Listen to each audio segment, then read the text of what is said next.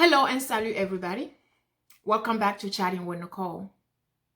So, I saw these two reports today and I just have to bring it to your attention and share it with you.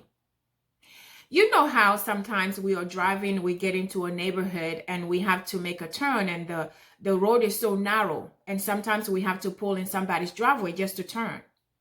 Or sometimes we pull in somebody's driveway just to make a phone call. I did that this weekend. Watching this just made me realize I could have gotten shot like this woman you are about to see in the report I'm about to play for you. And you know how sometimes we go in somewhere, GPS take us somewhere or somebody give us a direction, we get there. Maybe the number on the mailbox is faded. We can't see it anymore. Or some people don't even have a mailbox. Some people do not have a number. And we end up ringing somebody else's door and that person may just, tell you that this is the wrong address or tell you the right number to go to. Well, a young man just got shot by ringing the wrong doorbell. By ringing the wrong doorbell. Yes. These are two things that just happened this week. I want you to check it out, and I'll see you on the other side. Lester prosecutors in Clay County say 85-year-old Andrew Lester faces one count of assault in the first degree and one count of armed criminal action. And they add there was a, quote, racial component in this shooting of a teenage boy who family says made a simple mistake and went to the wrong home. Tonight, after days of protests demanding justice, the Kansas City homeowner, who families say shot 16-year-old Ralph Yarl twice for ringing the wrong doorbell, faces criminal charges. I can assure you that the criminal justice system is working and will continue to work. As with any serious case, we approached this one in an objective and impartial manner. He has the times where it's like, why? I did nothing wrong. Why? Dr. Faith Spoonmore says her nephew was trying to pick up his younger twin brothers from a friend's house Thursday night when he mistakenly went to the wrong home. Civil rights attorney Lee Merritt says Ralph rang the doorbell and waited. And he was confronted by a man who told him, don't come back around here, and then he immediately fired his weapon, striking Mr. Yarl in the head. He went to the ground, and then he was shot a second time. Merritt adding Ralph was able to run for help after being shot and says Ralph knocked on multiple doors before a neighbor answered and ordered the boy to lie on the ground and put his hands up. Ralph decided to comply and essentially lose consciousness after that, which is what allowed him to get medical treatment. The shooting sparking outrage on social media. Hollywood heavyweights like Viola Davis and Halle Berry demanding charges. Fueling that fury, police taking the homeowner into custody and 24 hours later, they say, releasing them without charges. Prosecutors now say the charges followed a thorough review of the case police put together. As the prosecutor in Clay County, I can tell you there was a racial component to the case. They add the felony charges filed against Andrew Lester carry a potential sentence of up to life in prison. A warrant issued immediately for the 85-year-old's arrest. It's been my goal from the very beginning to get justice for the child involved in the case. Tonight, the family says Ralph, a marching band standout with dreams of studying chemical engineering, is healing. He's alive. I think that's the biggest message that I want people to remember, is that he is alive. A black teenager at his door posted $200,000 bail hours after turning himself in today. Maggie Vespa is there with late details. Tonight, police say the white homeowner accused of shooting a black Missouri teen who rang his doorbell, now out on bail after turning himself in to police. We are satisfied with the charges that are brought as charges. Obviously, we want to see it through to a conviction and appropriate sentencing.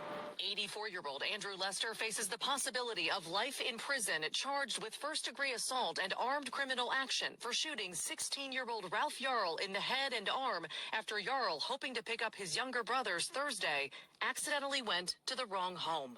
Ralph says that he was shot through the screen door at point-blank range, and when he went to the ground, he was shot a second time. Meanwhile, new details on the homeowner's possible defense. Per a probable cause statement, Andrew Lester telling detectives he was in bed Thursday night when he heard his doorbell ring. adding he picked up his gun and saw a black male approximately 6 feet tall pulling on his exterior storm door handle. Lester noting he believed someone was attempting to break in and shot twice, adding he was scared to death, and the two exchanged no words. NBC News has made multiple attempts to reach out to Lester, but so far has been unsuccessful. Ralph's family says he only rang the doorbell and never tried to break in. The family's attorney says that Andrew Lester told Ralph, "Don't come around here," before shooting him. The family says Ralph, wounded, ran for his life. Meanwhile, more than 1,500 of his high school classmates rallying around Ralph today, wearing blue, his favorite color, and willing his recovery along. I want to let you know that we stand with you. A case plays out. There is shock in upstate New York. Police say a man shot and killed a 20-year-old woman who was in a car that accidentally pulled into his driveway. Tonight, he is charged with murder. Miguel Almaguer now with that story. Lost in rural upstate New York, 20-year-old Kaylin Gillis was shot and killed Saturday night when the SUV she was in accidentally pulled into the wrong driveway.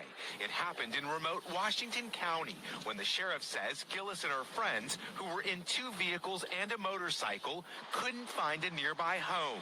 As the SUV was turning around, investigators say Kevin Monahan walked out of his home and fired 2 shots at the vehicle. Why did the suspect tell you he opened fire? He has not given us any motive. He's not given us a reason as to why he felt necessary to fire. They turned around and were in the process of leaving when the shots were fired. The sheriff says Gillis, who was in the front passenger seat, and her 3 friends never got out of the car and never posed a threat to Monahan, who's charged with murder. After the shooting, driving through the secluded town of Hebron, the group reached an area with cell phone service and called 911. They're young kids, like anywhere across this country, that were on a weekend night looking for a friend's house, and it's just a senseless and it's a tragic incident. Monahan, who's 65, has pled not guilty and is expected in court tomorrow. His attorney tells NBC News the shooting was a series of errors which resulted in a tragedy. Tonight, a 20-year-old shot and killed after pulling into the wrong driveway. Yeah. I don't even know what this world is turning into, guys. I don't know what is going on. So what I learned here is, and I'm suggesting to you is, going forward, do not try to pull in somebody's driveway if you're not sure that's where you are going. Even if you just to turn like I did this weekend, make sure you do it on the street. Do not turn in anybody's driveway anymore. And if you are going to somebody's house and you're not 100% sure that is the house, I suggest you stay in your car, call that person to come out. And I suggest you say this to your children. You tell your children, I'm saying that, I'm going to tell my son as soon as he gets home, going forward, if he's not 100% sure he's entering the right house, if he's not 100% sure that's the house that he's going into, he needs to stay in his car and call the person to come out, just so that he doesn't get shot by ringing the wrong doorbell. So that we don't get shot just by pulling into a wrong driveway. Please let me know of your thoughts. And please stay safe and blessed. And I'll see you on the next video.